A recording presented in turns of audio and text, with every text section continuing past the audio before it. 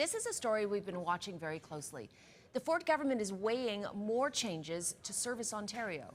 And it does harken back to what we experienced back in February, Cynthia. So yes, we found out today that the Ford government is moving ahead with putting Service Ontario locations, more of them at least, to potentially move into more retail spaces and private retail spaces, I should add.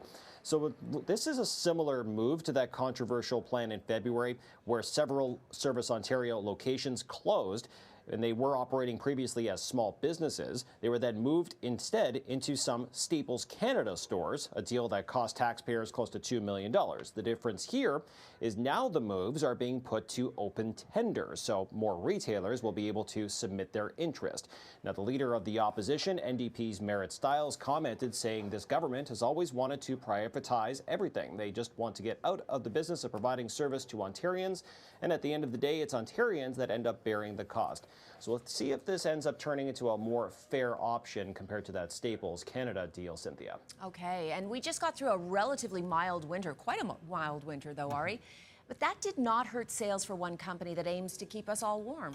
It looks like, yeah, they seem to be doing just fine, Cynthia. So, yeah, it's warming up outside. It's now especially, but investors on Bay Street still have winter parkas in mind. Canada Goose's stock had the best day in about 3 years. You could say it took flight, climbing more than 15% after the winter coat and apparel company had strong quarterly earnings, which beat on estimates, especially for revenue.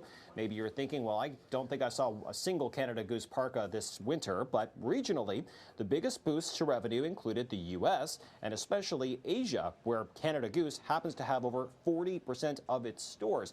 So that boosts to revenue and, a lot of uncertainty about China's economy, for instance. So this is looking like good news potentially. Interesting. Okay, and it's been more than 5 years since Canada legalized recreational marijuana. And the U.S. could be moving closer to that as well now, Ari. There's definitely some historic news today, Cynthia, in that regard in terms of marijuana reform. So the U.S. Department of Justice moved to reclassify marijuana as a less harmful drug.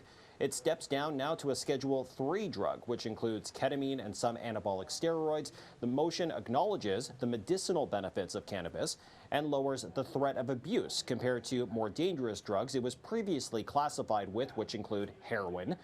Unlike in Canada, this doesn't necessarily legalize recreational use of cannabis, at least not yet, but it could bring with it less harmful penalties for consumption. So that could mean some good things for the justice system in the U.S., Cynthia.